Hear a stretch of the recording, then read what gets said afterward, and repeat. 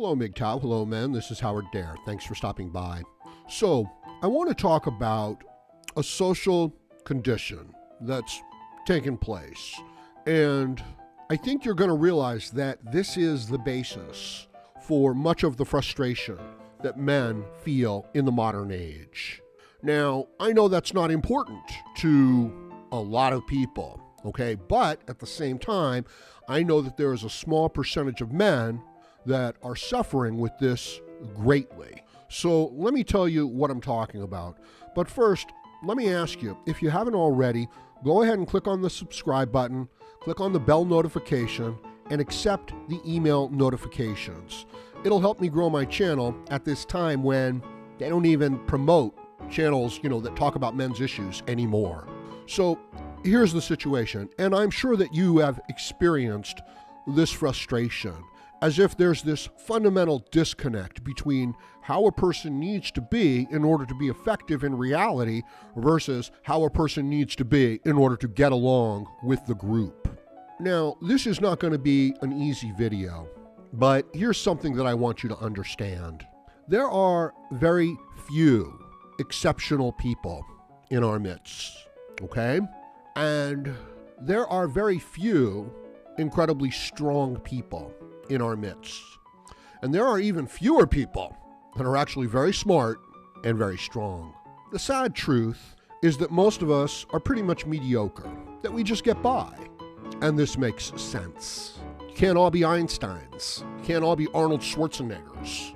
Now, I think if you're honest and you look throughout history, you will see that history, mankind, is shaped by extraordinary individuals. The average person is just not going to rise to that occasion. They're going to be way too busy finding food, dealing with the problems of life. They're not going to become so productive in life that they actually start making a difference in the larger world. And they're not going to understand what's going on around them too well. So they're going to constantly be stuck in dealing with, the smaller problems of it. Now, given that that's the situation, what are you going to do? Let's be honest. 9 out of 10 of us were in the mediocre group. What would happen if, out of a group of 10, only one person was highly successful? And while a couple of people could copy that successful person and come to understand, the ideas and principles that they're working with, the majority, 7 out of 10, 6 out of 10, could not. What are they going to do? They're going to resent the successful, capable people. What else are they going to do?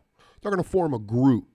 And within that group, the values that they're going to praise are going to be their own values. In other words, they're going to say that it's best if you're not productive and not effective. And they're going to shame people who are productive and effective. They're going to say the only reason he's doing it is for the money. When the truth is that you would never be able to stay motivated. You know what I mean? They can't even motivate themselves to do it for the money.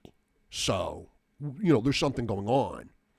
And what's going on is the group is dragging down the entire value system, inverting the value system so that their qualities, their mediocre qualities, are now supposedly on top and to be praised and to be valued. In other words, you've got a man who wants to work all day long, okay? He doesn't care how much he earns from other people. He just wants to get his work done. And he's very productive and he's very effective. And it turns out that, he also is very profitable as a result. And then you've got a group of men or people who don't want to work at all. They just want to satisfy their whims and their feelings and their emotions.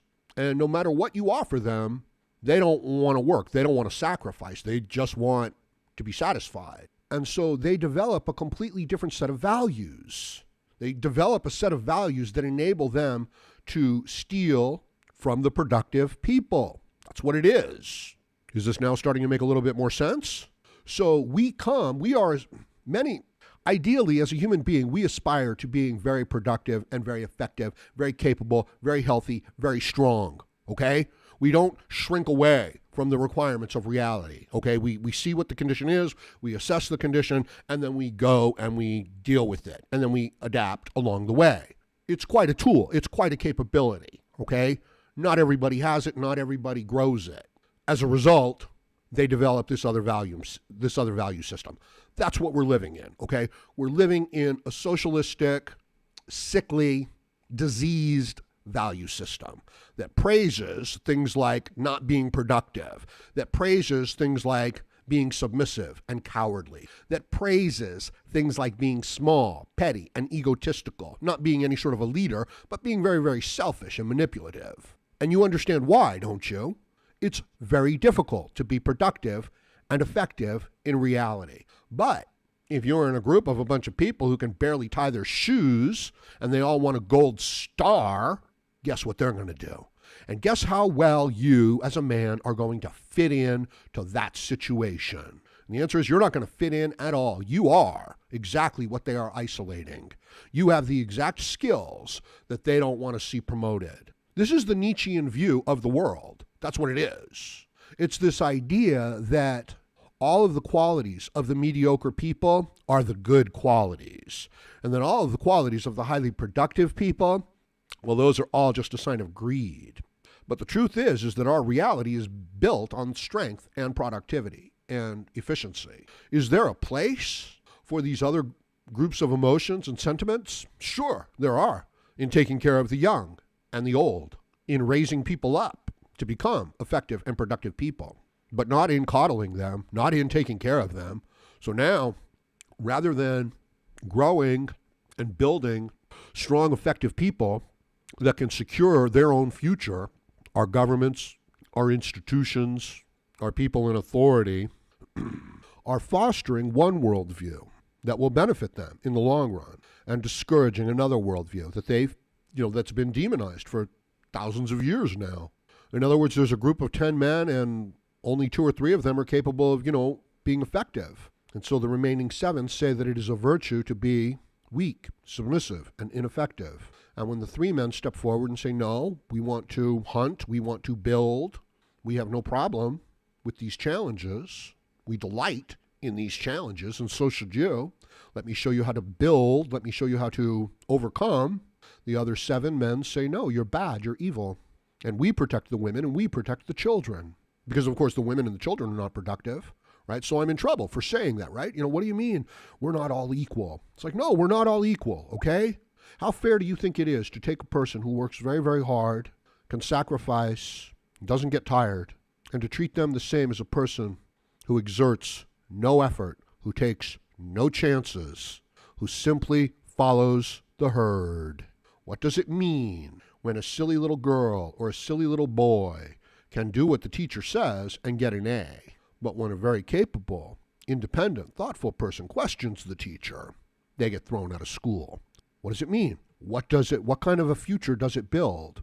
How are you as an effective, look, as a man, your goal at every single moment is to deal effectively with reality. You know that on a biological level. Everybody knows it, okay? The minute you start moving away from that, you start getting nervous and uncomfortable, and you start saying to yourself, okay, I'm going to have to pay the price for this at some point down the road. Do you understand that we live in a society that shames all of those capable masculine qualities because they're so hard to come by, they're so hard to live with, and praises the very qualities that are destroying us?